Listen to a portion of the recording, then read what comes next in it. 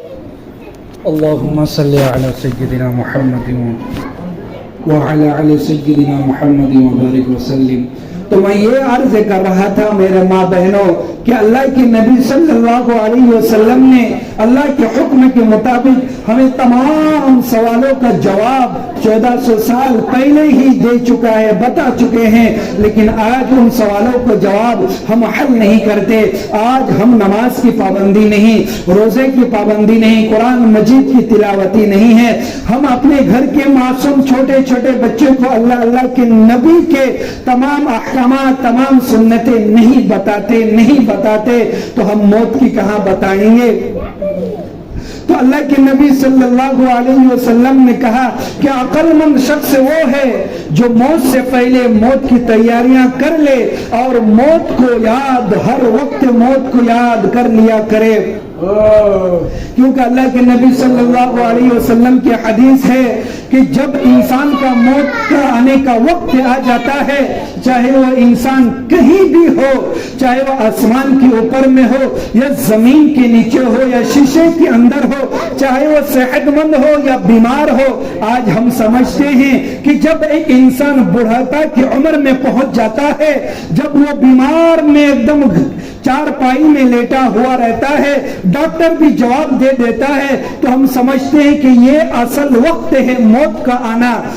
زیادہ عمر ہو جانا، ہاتھ پیر نہیں چلنا، ذہن بے بس ہو جانا، عقل بے بس ہو جانا، پیر ہاتھ سے طاقت ختم ہو جانا، جسم سے قوت ختم ہو جانا، نکل جانا، تب ہم سمجھتے ہیں کہ یہ موت کا وقت ہے. نہیں میرے ماں بہنوں، موت کا کوئی وقت نہیں ہے، کوئی دن نہیں ہے، کوئی ساعت نہیں ہے، کوئی گھڑی نہیں ہے. موت کا وقت کبھی بھی آ سکتا ہے، کبھی بھی آ سکتا ہے. ایک مہمان آنے کے لیے جب آپ کے گھر میں کوئی ایک مہمان آتا ہے، 1-2 دن پہلے اگر آپ کو اطلاع مل جائے تو آپ اپنے گھروں کو سجاتے ہیں، گھر کے صاف صفائی میں دھیان دیتے ہیں، اس مہمان کے لیے کھانے پینے کے لیے تمام بہترین ان کے پسندیدہ کھانا پکوان پکاتے ہیں تاکہ مہمان خوش ہو جائے اور مہمان خوش ہو کر چلا جائے. ان کے تمام ضروریات کا خیال کرتے ہیں. میرے ماں بہنوں، اسی طرح آپ کیا ہے؟ مہمان ہے. اور وہ مہمان، وہ میزبان کون ہے؟ حضرت عزرائیل علیہ السلام ہے. ایک نہ ایک دن ہمارے گھر آئیں گے اور آ کر ہمارا روح نکال کر چلے جائیں گے. لیکن اس میزبان کے لیے ہم کیا تیاری کیے؟ اس مہمان کے لیے ہم کیا تیاری کیے جو عزرائیل علیہ السلام ہمارے گھر پر آئے؟ دنیا میں رہتے ہوئے میرے ماں بہنوں، ایسا کام کرو، ایسا عمل کرو جو اللہ خوش ہو جائے، اللہ کے نبی خوش ہو جائے اور اللہ خوشی خوشی مسکراتے ہوئے کہے کہ عزرائیل جائیے اس فلانے گھر میں جائیے، اس بندہ اس بندی کے روح نکالیے. میں اس بندہ اس بندی سے کیا خوش ہوں؟ اس لیے خوش ہوں کہ وہ دنیا میں رہتے ہوئے تمام صغائر کبائر گناہوں سے بچے، وہ دنیا میں رہتے ہوئے کبھی غیبت نہیں کیے، وہ دنیا میں رہتے ہوئے تمام احکاموں کو عمل کیے، وہ دنیا میں رہتے ہوئے کسی کو دھوکہ نہیں دیے، وہ دنیا میں رہتے ہوئے نمازوں کی بھی پابندی کیے، روزوں کی بھی پابندی کیے،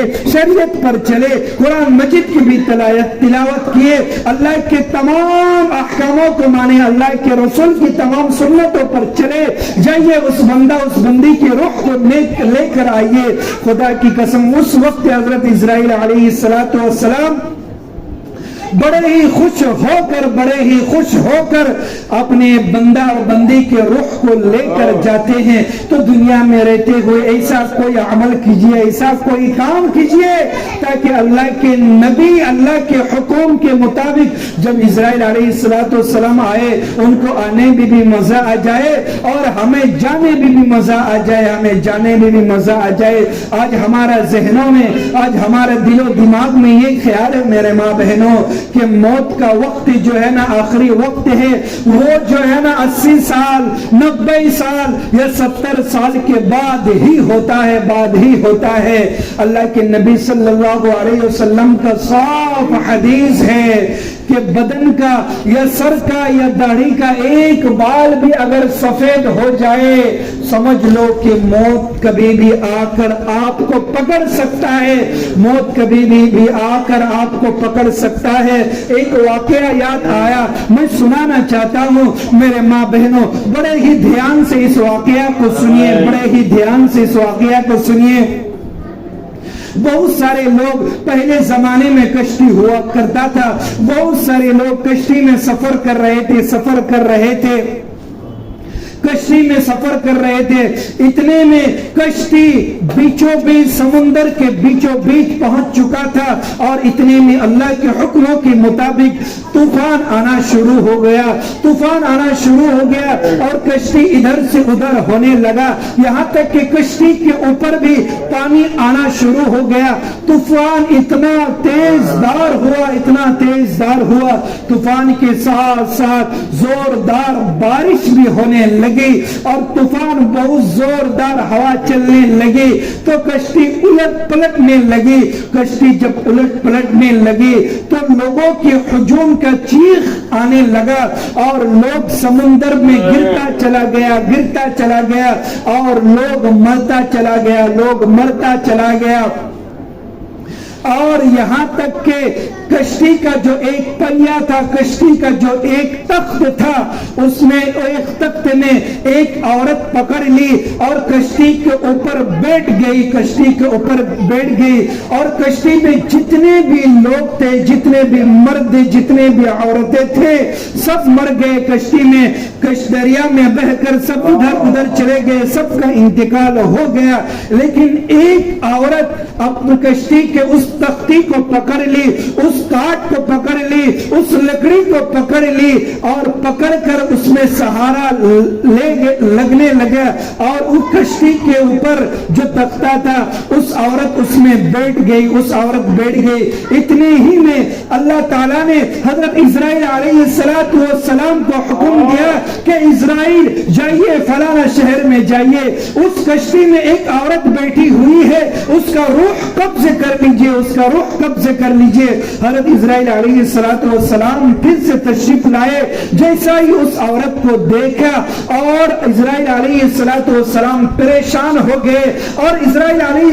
السلام کا ہاتھ کپنے لگا۔ اسرائیل علیہ السلام کتابوں کے اندر لکھا ہوا ہے، اسرائیل علیہ السلام کہنے لگا کہ اس سے پہلے میں بہت سارے لوگوں کی روح نکالا ہوں،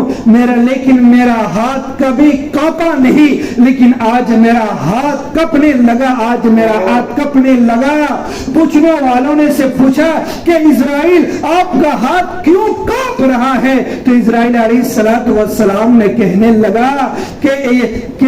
میرا ہاتھ اس لیے کانپ رہا ہے کہ میں دیکھ پا رہا ہوں کہ یہ عورت حمل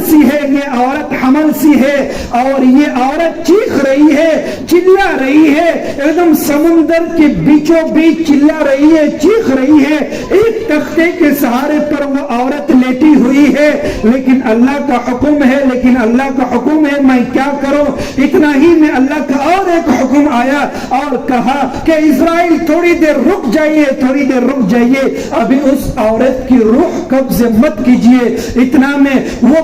عورت جو ہے چیخنے لگی، چلانے لگی، اتنا ہی میں وہ عورت کی ولادت ہونے لگی، اور ایک بچہ پیدا ہوا، وہ بچہ بھی اس ماں کی گود میں، اس ماں کے سینے میں چپٹ کر رہ گئی، اور حضرت اسرائیل علیہ السلام اور بھی پریشان ہو گئے، اور دل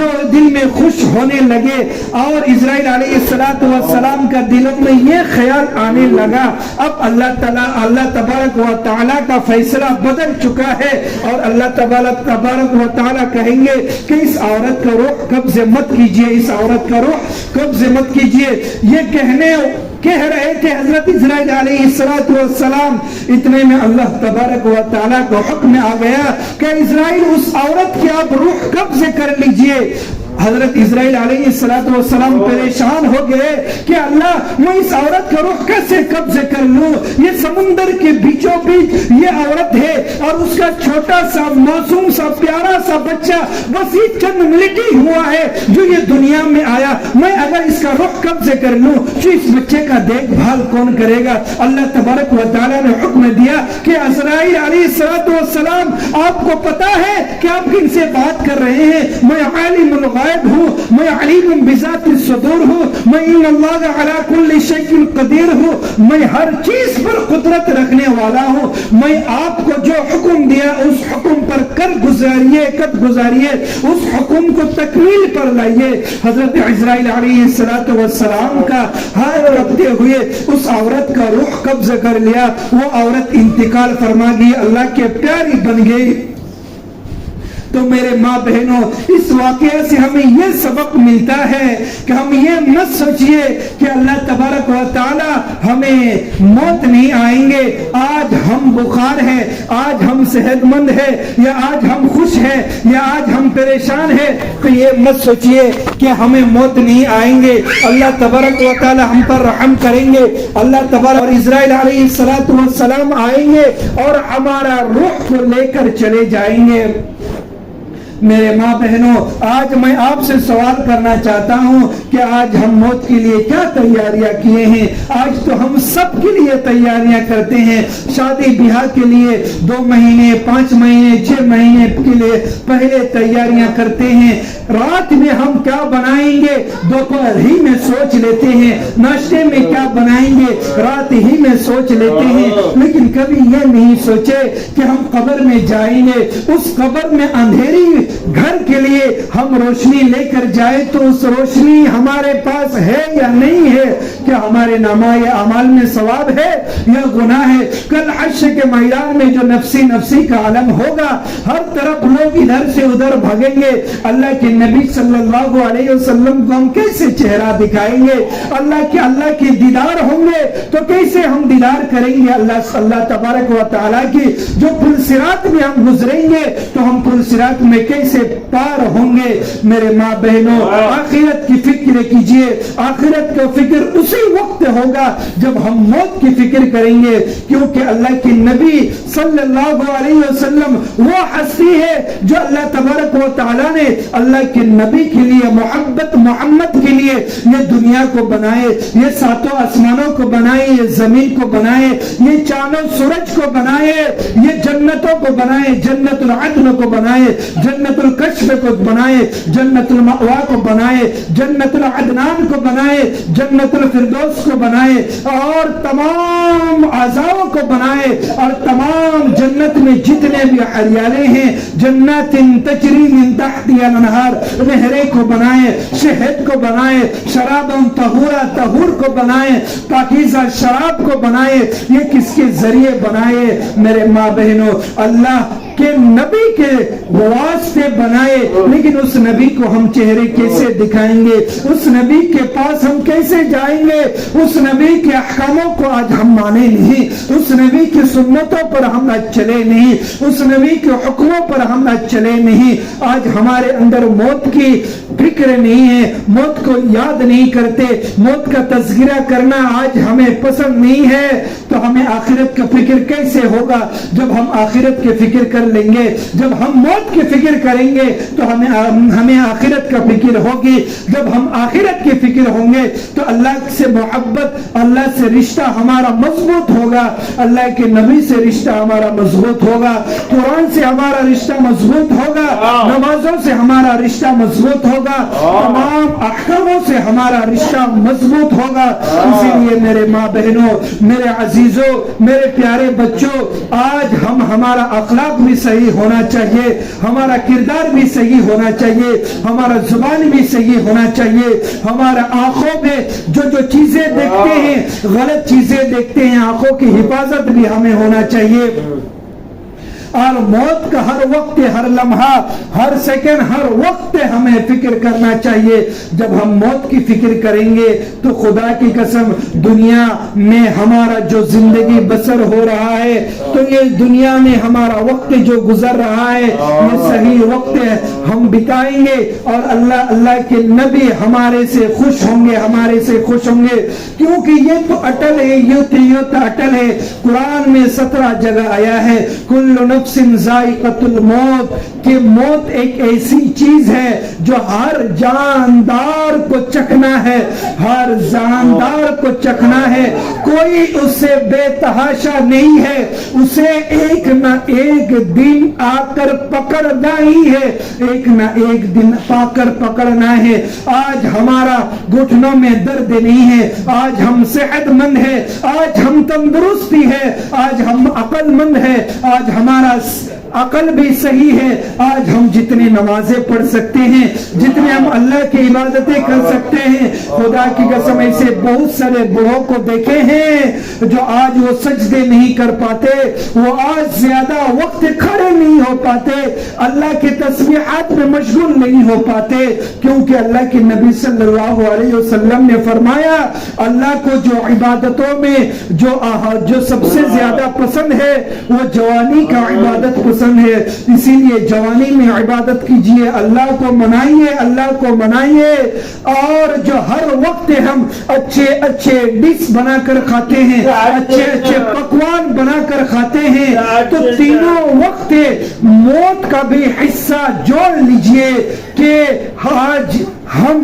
دسترخوان میں کھا رہے ہیں، ہو سکتا ہے کہ دوپہر کا کھانا کھائے یا نہ کھائے، دوپہر کا کھا لیے، ہو سکتا ہے کہ رات کا کھانا کھائے یا نہ کھائے، یہاں تک کہ امام اعظم رحمت اللہ علیہ نے فرمایا کہ ایک سانس ہم لیتے ہیں تو دوسرے سانس لینے کا ہمیں بھروسہ بھی نہیں رہتا کہ ہم دوسرے سانس لے سکتے ہیں، کہ اچانک آ کر موت پکڑ سکتا ہے۔ اللہ کے نبی نے یہ فرمایا، اللہ کے نبی صلی اللہ علیہ وسلم نے یہ فرمایا کہ ایک طرف کی سلام کرو اور دوسری طرف کی سلام کرنے کا آپ کے پاس بھروسہ بھی نہیں ہے، یقین بھی نہیں ہونا چاہیے کہ دوسرے طرف کی سلام ہم پھر سکے، اور آ کر اسرائیل علیہ السلام آ کر ہمیں موت میں جکڑ لے، موت میں پکڑ لے۔ میرے ماں بہنوں، بڑے ہی ادب کے ساتھ، پیار کے ساتھ، اخلاص کے ساتھ میں درخواست کرنا چاہتا ہوں، ہر وقت ہر لمحہ موت کو یاد کیجئے، موت کو کثرت سے یاد کیجئے۔ خدا کی قسم موت کو کثرت سے یاد کرنے سے ہمارا ایمان میں تازگی آئیں گے، اللہ کی محبت میں تازگی آئیں گے، اللہ کہ نبی کی محبت میں تازگی آئیں گے، اور جو ہم تمام عمل کرتے ہیں صبح سے شام تک ان اعمالوں میں ہمارے اندر تازگی آئیں گے۔ اللہ تبارک و تعالیٰ سے دعا کرے کہ اللہ تبارک و تعالیٰ ہم سب کو موت سے پہلے موت کی تیاریاں کرنے کی توفیق و رفیق عطا فرمائے۔ اللہ تبارک و تعالیٰ ہم سب کو موت سے پہلے ہماری زبان پر کلمہ جاری و ساری عطا فرمائے۔ اللہ تبارک و تعالی موت سے پہلے ہم سب کو سچی پکی توبہ کے ساتھ ساتھ اخلاص والی، صحت والی، تندرستی والی اور خاتمہ بالخیر عطا فرمائے۔ آمین۔ وآخر دعوانا